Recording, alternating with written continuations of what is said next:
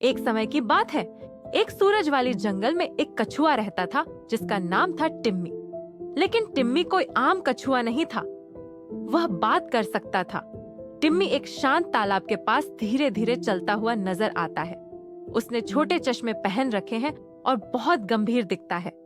वह अपने आप से बातें करता है।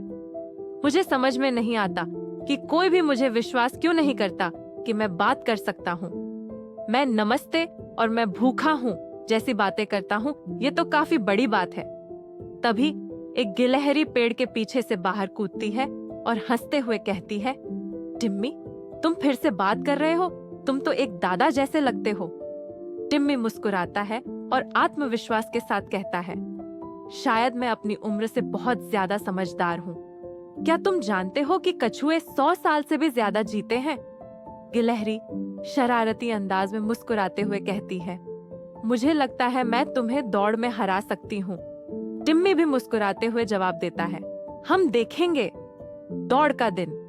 टिम्मी और गिलहरी एक रेखा पर खड़े होते हैं। जंगल के कुछ पक्षी दर्शक के रूप में इकट्ठा हो जाते हैं। एक रैकून रेफरी की भूमिका में खड़ा है और सीटी बजाते हुए कहता है, ठीक है, दौड़ के लिए तैयार हो जाओ, लाइन पर ध्यान से और शुरू। गिलहरी बिजली की तरह दौड़ने लगती है जबकि टिम्मी धीरे धीरे आगे बढ़ता है।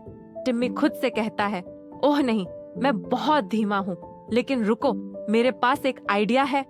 टिम्मी रुकता है और अपनी शैल से एक चमचमाता हुआ छोटा पत्थर निकालता है।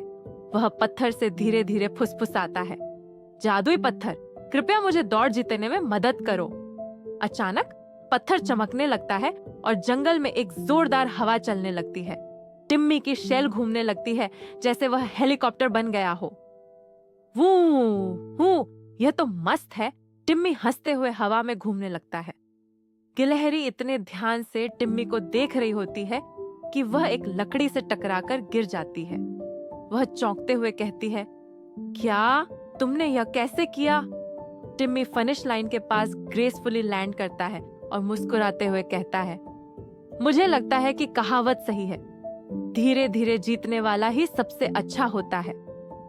जंगल के सभी जानवर टिम्मी के पास इकट्ठा होते हैं, हंसते हैं और ताली बजाते हैं। रैकून हंसते हुए कहता है, टिम्मी, तुमने साबित कर दिया कि कभी-कभी दिमाग और थोड़ी सी जादू से गति को मात दी जा सकती है।